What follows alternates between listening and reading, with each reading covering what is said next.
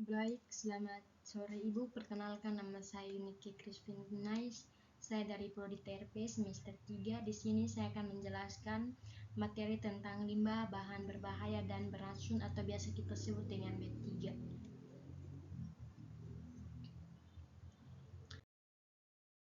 Pengertian B3. Pengertian limbah B3. Baik, sebelum kita masuk ke pengertian limbah B3, di sini ada simbol-simbol berbahaya limbah B3.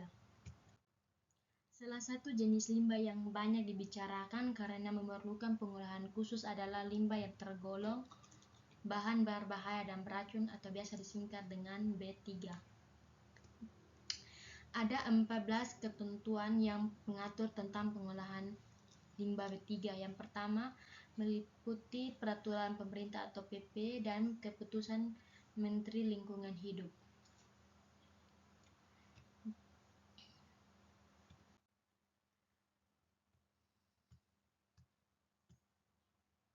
Limbah B3 menurut PP 18 tahun 1099, Jo PP nomor 85 tahun 1999, adalah sisa suatu usaha dan kegiatan yang mengandung bahan berbahaya dan beracun yang karena sifat dan konsentrasinya atau jumlahnya baik secara langsung maupun tidak langsung dapat mencemarkan dan merusak lingkungan hidup dan dapat membahayakan lingkungan hidup, kesehatan, kelangsungan manusia serta makhluk hidup lainnya.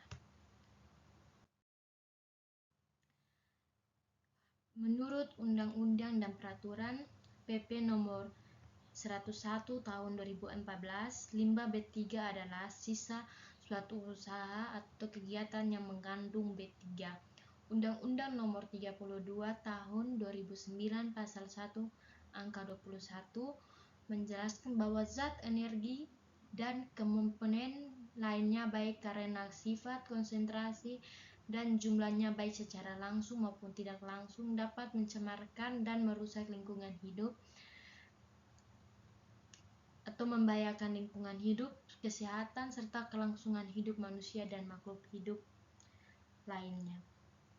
Bapeda tahun 1995 di sini menjelaskan bahwa setiap bahan sisa suatu kegiatan proses produksi yang mengandung bahan berbahaya dan beracun atau B3 karena sifat serta konsentrasi jumlahnya baik secara langsung maupun tidak langsung dapat merusak, mencemarkan lingkungan dan membahayakan kesehatan manusia.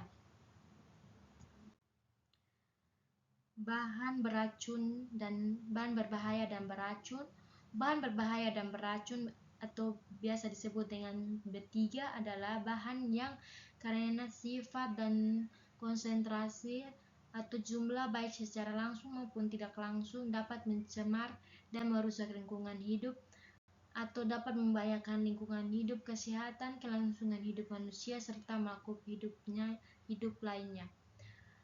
PP nomor 74 tahun 2001. Penentuan limbah B3. Penentuan limbah B3 tergantung pada aplikasi serangkaian kriteria tertentu, yaitu yang pertama daftar spesifik bahan kimia dalam keturunannya dan turunannya, yang kedua karakteristik ditetapkan melalui pengujian atau TCLP. Gabungan kedua metode tersebut di atas.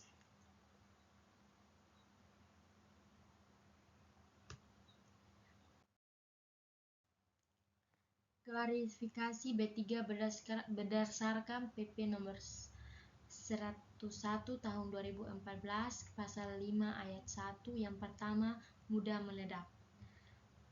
Limbah yang pada suhu dan tekanan standar dapat meledak dan atau melalui reaksi kimia atau fisika dapat menghasilkan gas dengan suhu dan tekanan dengan cepat dapat merusak lingkungan. Yang kedua, mudah menyala atau terbakar berupa cairan, mengandung alkohol kurang dari 24% volume dan mempunyai titik nyala karena titik nyala kurang dari 60 derajat Celcius. Terjadinya kontakan api, percikan api atau sumber nyala lain pada tekanan udara. Yang ketiga, mudah menyala berupa padatan. Limbah pada temperatur dan tekanan standar mudah menyebabkan kebakaran seperti melalui gesekan, penyebaran uap air, atau perubahan kimia secara spontan. Yang keempat, reaktif. Limbah yang menyebabkan kebakaran karena melepaskan atau menerima oksigen atau limbah organik peroksida yang tidak stabil dalam suhu tinggi. Yang kelima, infeksiun. Limbah laboratorium yang terinfeksi penyakit atau limbah yang mengandung kuman penyakit seperti bagian tubuh manusia yang diamputasi dan dari cairan tubuh manusia yang terkena kulit infeksi. Yang keenam, korosif.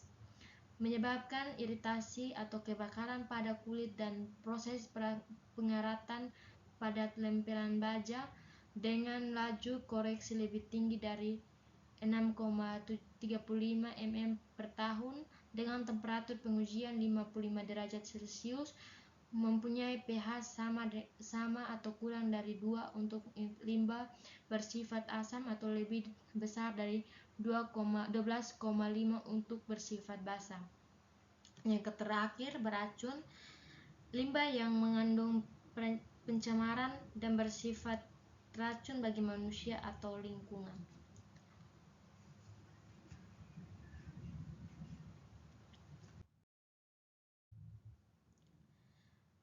Uji karakteristik limbah B3. Parameter.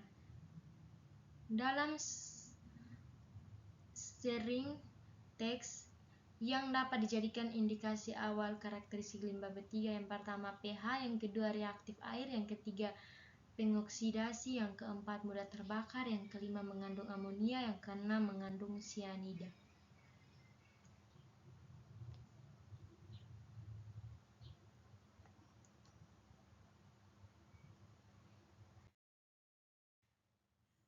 Baik, berdasarkan jenis sumber dan karakteristiknya, limbah B3 dapat dikelompokkan sebagai berikut. Yang pertama, berdasarkan jenisnya. Limbah B3 jenis padatan, limbah B3 jenis cairan, limbah B3 jenis gas, dan limbah B3 jenis partikel yang tidak terdefinisi. Yang kedua, berdasarkan sumbernya. Limbah B3 dari sumber tidak spesifik, limbah B3 dari sumber spesifik, limbah B3 dari bahan kimia kadaluarsa, tumpahan, bekas kemasan, dan buangan produk yang tidak memenuhi spesifikasi. Yang ketiga, berdasarkan kategorinya menurut PP nomor 111 tahun 2004. Limbah B3 kategori 1 yaitu limbah yang risikonya dampak secara langsung terhadap kesehatan manusia atau akut. Limbah B3 kategori 2 yaitu limbah yang risikonya dapat terdampak secara langsung terhadap kesehatan manusia juga dapat terdampak terhadap lingkungan. Dan yang terakhir, limbah non B3. Prinsip pengolahan B3, yang pertama, jangan memproduksi limbah B3, yang kedua, minimisasi limbah B3, yang ketiga, reduction, recovery, reuse, dan recycling, yang keempat, pembuangan secara aman, tidak membahayakan kesehatan masyarakat dan lingkungan hidup.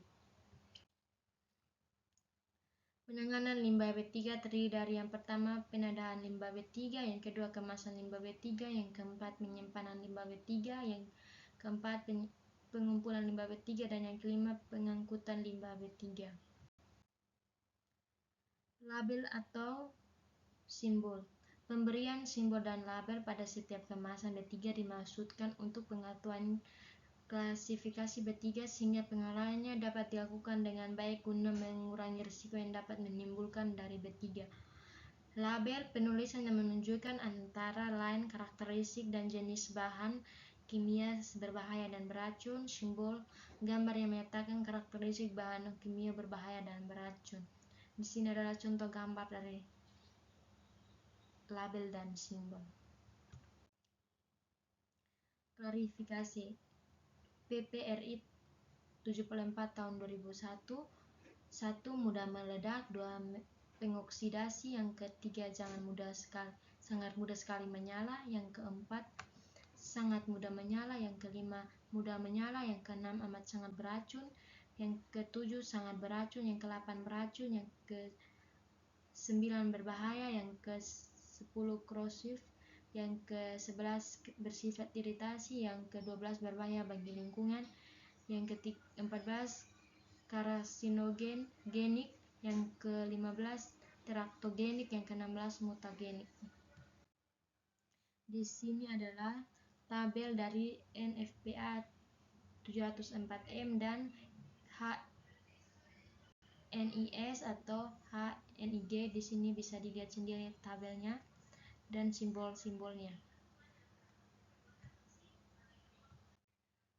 Identifikasi dan pelabelan wadah atau kemasan bahan kimia berbahaya.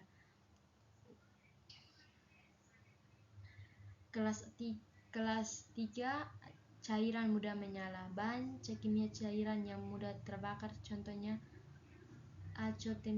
acetonirial dan lain-lain.